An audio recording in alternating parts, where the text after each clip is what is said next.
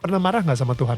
Gak pernah marah. Cuman bahwa ada sakit hatinya iya. Sakit hati gitu, aduh kenapa mesti gue sih? Tentunya sih ada. Ya. Kenapa mesti gue itu tuh selalu ada. Semua orang bilang udah sabar ya, nanti akan diganti yang lebih baik. Gue gak mau bermentalitas seperti itu.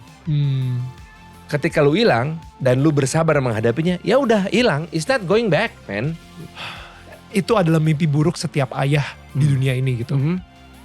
Right? Karena seorang ayah tuh harusnya dikuburkan oleh anaknya, bukan sebaliknya. Ya. Hai, ini gua Daniel, tetangga kamu. Di sini gua akan ngobrol dengan tetangga gua tentang perjalanan hidup mereka dari kacamata spiritual di saat mereka mengalami situasi tidak pasti dan kekhawatiran, sampai bisa kembali bangkit menjadi orang yang lebih kuat dari sebelumnya. It's gonna be very exclusive and inspiring. Selamat datang kembali di Daniel Tetangga Kamu, dan masih bersama dengan tetangga kita yaitu Muhammad Farhan di sini. Buat kalian tetangga-tetangga yang setia banget nonton Daniel Tetangga Kamu, gue pengen ngucapin terima kasih sedalam-dalamnya dari lubuk hati gue yang terdalam. Oke, terlebih buat kalian yang sudah subscribe Daniel Mananta Network. Nah, buat kalian yang lebih suka mungkin dengerin ya podcastnya secara audio, kalian bisa cari di Spotify atau mungkin platform podcast lainnya. Alright? Dan di situ setiap minggunya kita akan selalu upload. It's good content and it's godly content. Dan gue yakin ketika lu mendengar sesuatu yang baik, itu keluarnya akan menjadi baik juga. Contoh, kalau misalnya lu dengerinnya berita-berita buruk terus, yang ada itu akan membuat lu ketakutan, dan yang keluar dari mulut lu berita-berita buruk juga gitu, atau bahkan berita-berita gosip juga. Makanya dengarkan yang baik-baik. Alright, langsung kita balik lagi ke Farhan. Gue ya itu sih, gue ngerasa tadi nih, ini gue juga pengen ngomong juga nih sama tetangga kita yang lagi dengerin gitu ya. Yang lu pikir udah kalah, itu mungkin di definisinya di mata lu udah kalah. Iya. Tapi sebenarnya di mata Tuhan, no, lombanya belum selesai. Iya. No, mungkin itu kepleset dan jatuh. Penggemar gitu. maraton kali tahu. Itu gue lagi hit the wall 30 km. Iya. Kaki kaku semuanya sakit, badan pengen berhenti. Ya. Tapi lu masih punya 12 kilo mesti diselesaikan kan. Ya. Lu punya 2 pilihan waktu itu. Lu berhenti. Ya. DNF. Ya. Do not finish. Dan by the way, DNF, do not finish di definisi lo. Saat itu ketika, karena gue juga kenal beberapa couple yang anaknya meninggal, tapi orang tuanya cerai. Right? And that happens a lot. Benar-benar, it's... Saya tidak akan mengatakan bahwa saya lebih baik dari mereka ya. I cannot say that. But saya hanya ingin menunjukkan but you fought for it. Lo, iya. Sama seperti lu ketika lu hit the wall 30 km. That's what I'm saying. Lu kan memutuskan untuk lari. Jalan-jalan deh. Yang penting finish line. Exactly. Ya. Cuman problemnya bedanya gue gak tahu finish line-nya kapan. Mungkin ini juga bukan finish line. Yeah. Ini adalah water station. Iya. Water station yang begitu minum, ini enak banget ini ya, minuman yang gue cari-cari selama ini nih gitu. Exactly. Dan lu seger kembali dan lu bisa lari lagi. Lari lagi. Exactly. Lari lagi. To run the race again. Gitu. Yes. Ya. Yes. Wow. Dan ini harapan yang pengen gue kasih juga ke semua tetangga yang lagi dengerin gitu. Maksudnya bagi kalian yang dengerin, the race is not finished yet gitu. Jangan menyerah. Yeah. Jangan pernah menyerah. Memang kita harus pasrah, tapi jangan pernah menyerah. Karena antara pasrah sama menyerah tuh completely different. Berserah dan menyerah. Itu beda banget. Kalau berserah itu artinya yaitu gue punya semuanya, tapi anak gue bukan punya gue, men. Yang anak gue ini punya Tuhan, ya udah. Lu berserah sama lo. Ya. Saya sedang berusaha sekuat mungkin untuk tidak pernah menyerah. Hanya berserah aja. Ya. Dan ketika masuk ke kontestasi politik, ya itu sama tuh, udah sikatnya dulu gitu. Lu menghadapi lawan dia satu petahana elektabilitas lebih tinggi. Bodoh amat, udah sikatnya dulu. Kita akan ngomongin politik, don't worry, we'll go there. Tapi banyak banget yang sebenarnya pengen gue tanyain sama lu juga, karena ketika lo tadi bilang ngaji, ngelihat Rizky di situ terbaring sambil ngaji, Tuhan di mana? Kenapa? Nggak tahu, di kacamata lu gitu, kenapa Tuhan nggak memberikan mukjizat sampai akhirnya tiba-tiba Rizky bangun lagi. Gak bisa. Ini cerita yang akan lebih menarik untuk diceritakan Ketika gitu. gue dengan doa gue, akhirnya Rizky bangkit membuka matanya. Ayah, gitu ya. Right. Ya itu Hollywood. Ya, yeah, of course. Itu Hollywood. Ya. Dunia nyata tuh ini. Lu baca dong terjemahannya. Allah tidak membebani seseorang melainkan sesuai dengan kesanggupannya. Lanjut ya. Iya. Ia mendapat pahala dari kebajikan yang diusahakannya dan ia mendapat siksa dari kejahatan yang dikerjakannya.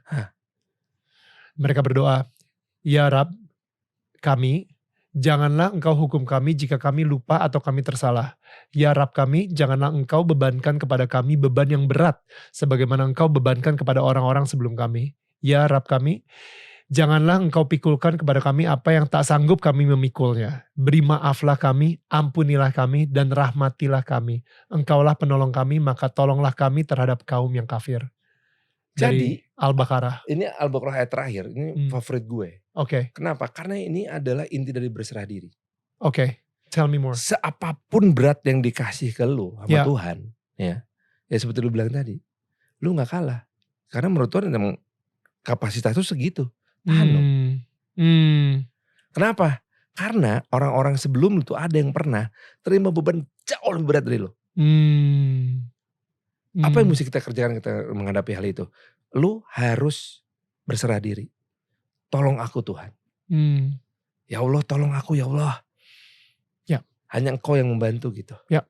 Bahkan kalau lu tilik lagi ke dalam Al-Baqarah itu. Ya, ayat 154, 155 tentang ada kalimat innalillahi wa inna ilaihi rajiun. Diawali dengan kalimat inilah berita ada masanya ketika aku, kata Tuhan, memberikan cobaan kepadamu. Mengurangi sedikit makan, mengurangi sedikit buah-buahan, memberikan sedikit rasa sakit. Dan merasakan kehilangan-kehilangan tertentu. Terus kalimat berikutnya adalah, inilah kabar baik bagi orang-orang yang bersabar. Jadi, baru disebutkan innalillahi wa inna ilaihi rajiun. Sesungguhnya kita adalah milik Allah dan kembali kepada Allah. Gitu. Kalimat itu yang sering kita kutip setiap kali ada bencana kan. Betul. Karena intinya itu dua kalimat di atas itu yang mengatakan bahwa lu dikasih begini-begitu udah biasa. Sakit, meninggal, kelaparan, kemiskinan itu udah biasa. Ini kehidupan dari manusia. Tapi setiap kali lu mendapatkan itu is a good news untuk semua orang yang bersabar. Karena apa? Karena orang bersabar itu ketahuan sabarnya ketika mendapat masalah dalam hidup. So good. So good. Gitu. Oh it's a good news for us. Ya bener ya, kita mencoba kesabaran. Yuk kita sabar yuk gitu. Wow. Gitu. Itu inti dari innalillahi wa inna ilaihi rajiun itu akhirnya gitu. Maka ya gue bukan ahli agama, jauh juga dari ahli No, ibadah. karena lu udah ngelewatin hidup ini. Tetapi gue sangat menggemari kesusastraan. Makanya kutipan-kutipan seperti ini tuh buat gue tuh sesuatu yang sangat menyenangkan gitu. Iya. Gue justru pengen belajar juga ya ketika lu melewati suatu ujian yang mungkin itu adalah mimpi buruk setiap ayah di dunia ini gitu. Right? Karena seorang ayah tuh harusnya dikuburkan oleh anaknya, bukan sebaliknya. Ya. Ketika mengetahui bahwa Rizky autis pun, gue rasa lu udah siap-siap lagi tuh, udah bersabar lagi. Iya, ini babak 2 nih gitu. Babak 1 Fantasio Diafragma, exactly. Babak 2 autistik. Yes. Dan habis babak itu 3 babak 3-nya exactly. Dan babak 4 dan babak 5-nya ternyata Bisma. Membantu anak-anak berkebutuhan khusus. Bisma. Dan sekarang Bisma jadi favorit anak-anak tetangga. Kan gue tinggal di kampung gak di kompleks ya. Setiap pagi kalau dia gak ngantor, itu dia membawa 2 ekor anjing raksasa di rumah gue itu keliling kampung main sama anak-anak. Anak-anaknya seneng banget semuanya. I'll share you the food. Yeah, would love to see. Anak kampung main sama 2 ekor anjing. Wah, seneng gitu. Wow. Pernah marah gak sama Tuhan? Gak berani. Gak berani bos. Kayak Tuhan tuh kenapa gak adil gitu. Maksudnya gue sebagai seorang ayah udah siap nih dengan anak autis dan lain-lain. Enggak sih. Gue gak segeblek itu sama Tuhan. Gak pernah marah. Gue sama Tuhan gak pernah marah. Cuman bahwa ada sakit hatinya iya. Ada sakit hatinya iya. Sakit hati gitu, aduh kenapa mesti gue sih? Tentunya sih ada. Ya. Kenapa mesti gue itu tuh selalu ada. So kira-kira lu udah dapet jawabannya belum? Kenapa mesti lu? Berita baik untuk orang-orang bersabar. Udah itu aja lah. Gak berani lebih. Gak berani juga gue ketika, kan gue pernah nih mengalami kerugian-kerugian materi gitu ya. Oh ya, by the way, salah satu duit hasil Krismon itu kan gue beli mobil banyak tuh. Dulu dicolong maling. Oh wow. Karena uang panas. Anyway, ketika hilang, contohnya nih, ketika barang-barang itu hilang, kita rugi, semua macam-macam. Semua orang bilang udah sabar ya, nanti akan diganti yang lebih baik. Gue nggak mau bermentalitas seperti itu. Ketika lu hilang dan lu bersabar menghadapinya, ya udah hilang, it's not going back, man. Gitu. Lu nggak mengharapkan untuk diganti yang lebih baik. Itu sebabnya ketika rezeki hilang, kembali ke Tuhan, ke Allah gitu. Gue gak akan mengatakan, ya Allah berilah aku yang lebih baik. Gak bisa, gak mungkin. Mana ada yang lebih baik dari Rizky, gak ada. Ya. Bisma tidak lebih baik dari Rizky. Demikian juga sebaliknya, Rizky tidak lebih baik dari Bisma. Because mereka berdua adalah completely different, unique personality gitu. Gak mungkin. Gue gak bisa menerima logika bahwa sabar ya Han, nanti Allah akan memberikan anak juga yang lebih baik dari lo. Apa gimana maksud lo? Enak aja lo gitu.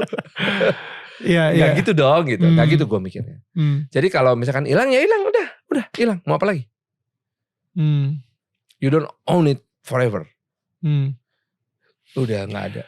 Tapi kan ada kayak apa ya, mungkin ajaran gitu ya, bahwa Tuhan akan menggantikan atau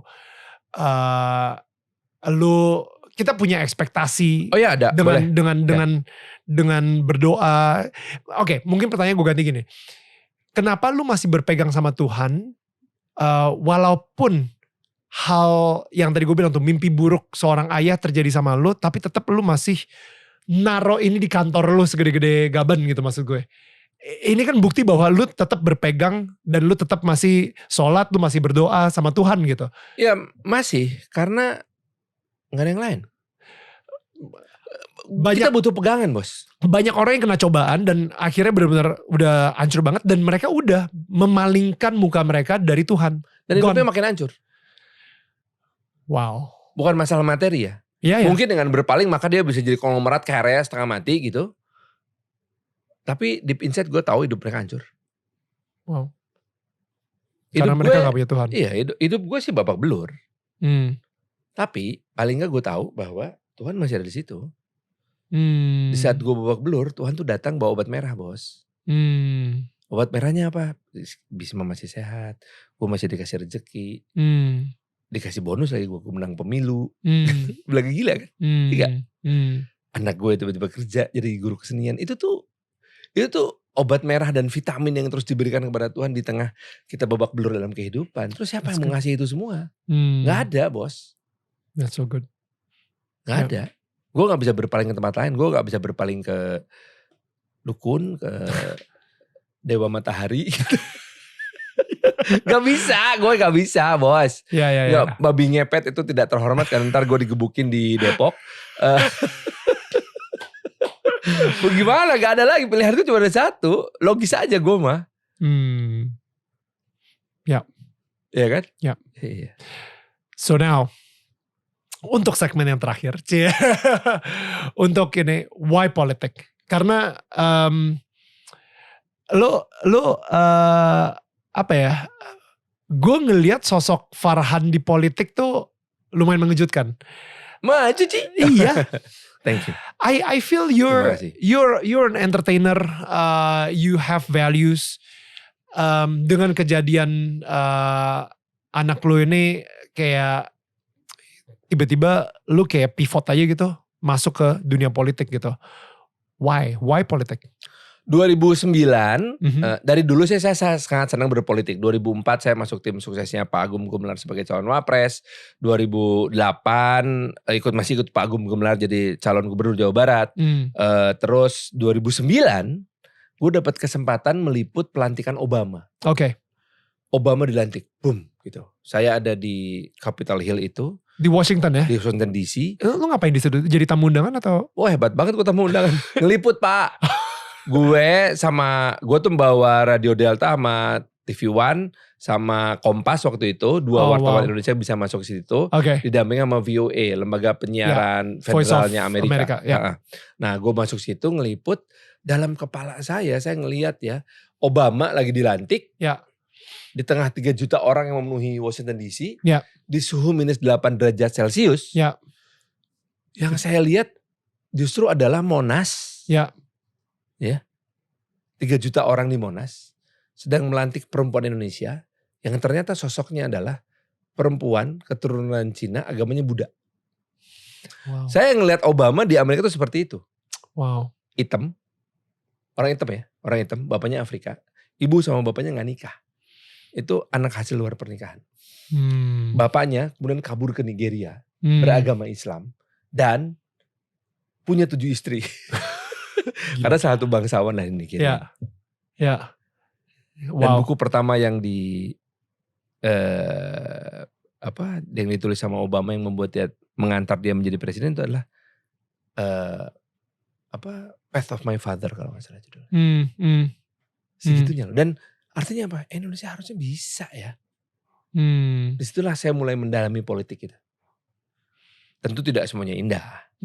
Banyak hal-hal yang juga realitanya serem banget gitu. Terus itu satu.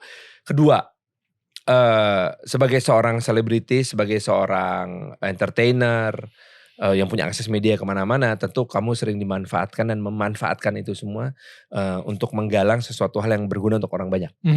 Baik itu menggalang dana, menggalang kebaikan, mengangkat isu dan lain-lain. Gitu. When you feel that your outreach is not wide enough, dari apa yang udah lo lakukan sekarang sebagai seorang selebritis yang punya akses ke media, maka it's time for you untuk masuk politik. That's how I felt. What do you mean? Kayak outreach-nya? Gue kan aktif di berbagai macam yayasan. Satu yayasan terbesar yang gue aktif adalah Yayasan Cinta Anak Bangsa. Outreach kita sudah sampai ke 80.000 orang penerima bantuan micro credits. Dan selama bertahun-tahun dari tahun 99 sampai tahun 2014, terakhir gue aktif di sana, itu kita udah outreach-nya ke 2,5 juta orang penerima manfaat. That's great, right? Wow, right? Tapi ada berapa orang penduduk Indonesia? 270 juta sekarang ya. Gue not even 1% yang gue sentuh. 2,5 juta is nothing compared to 270. So if you think you can do something good for untuk 270 juta orang, dan lo masuk politik. Because that's the only way. There's no other way. Right. Gitu. Masuk politik bikin apa? Ya bikin kebijakan. Gak semua kebijakan tuh ternyata sesuai dengan keinginan kita, bos. Contohnya undang-undang perlindungan data gitu. Gue tuh gemes banget karena kita gagal di undang-undang perlindungan data itu membentuk sebuah lembaga perlindungan data masyarakat yang independen 100%. Gagal kita. Kita hanya berhasil membentuk sebuah lembaga yang punya tugas tapi gak punya kewenangan. Males gak lo? Gak bisa juga, ya udah lembaganya dibuang deh. Pusatkan semua di kementerian supaya kementerian yang bisa membangun sebuah lembaga super body yang melindungi PDP ini seperti OJK melindungi para nasabah bank gitu. Gak bisa juga. Gemes gak lo? Kesal kan? Kesal. Tapi itulah proses politik yang mesti lo hadapi. Karena yang lo urus tuh 270 juta orang. Right. Itu one step. Ada gak milestone yang membuat gue bahagia banget gitu? Ada. Salah satu contohnya apa? Lolosnya undang-undang tindak pidana kekerasan seksual. Akhirnya catcalling diakui sebagai sebuah bentuk pelecehan seksual. Gitu. Itu melengkapi environment yang udah ada. Catcalling tuh berarti kalau misalnya ada orang bilang, "Hai semok," gitu. Assalamualaikum, waalaikumsalam. Maksud saya waalaikumsalam. Kalau yang diomonginnya merasa tersinggung, itu catcalling. Itu dia boleh laporin untuk catcalling. Tapi itu delik aduan ya. Supaya gak sembarangan. Delik aduan gitu. Dan delik aduan itu ujungnya nanti restoratif justice. Itu tuh sesuatu yang mesti kita pikirin sama-sama kan. Gitu loh. Itu tuh dan banyak hal. Contohnya nih. Ada lagi yang menarik. Secara pribadi, pendapatan pribadi gue sekarang. Itu cuma setengahnya dari apa yang gue dapatkan waktu jadi seorang entertainer. Right. Tapi penerima manfaat dari program pribadi gue itu jauh lebih banyak daripada dulu. Gue gak ngerti. Maksudnya gini, Sebagai seorang entertainer, Ya. pendapatan gue katakan 500 juta sebulan. Oke. Gue beli apa sih? Mobil mewah, Ya. jalan-jalan ke luar negeri and everything. Manfaatnya buat siapa? Buat lo. Ya udah. Ya.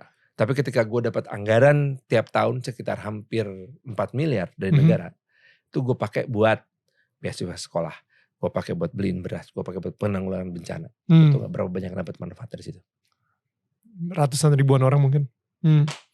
Wow. Yang pasti lebih banyak daripada cuma satu orang, gue, istri gue, mana gue. Karena 500 juta sebulan sebagai seorang entertainer, yang ngerasain cuma gue, istri gue, anak gue.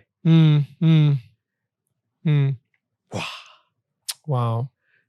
Memang privilege itu enaknya setengah mati, bro. Betul. Enak banget. Dan gue lagi menikmati privilege itu sekarang. Ya. Akan sangat bodoh dan munafik menurut gue kalau gue menolak semua privilege ini. Tapi sebetulnya the privilege and the power yang gue rasain pertama kali bukan karena gue anggota DPR, tapi karena gue direktur Persib. How do you handle your power? Semua kepemilikan pribadi harus punya fungsi sosial. Oh wow.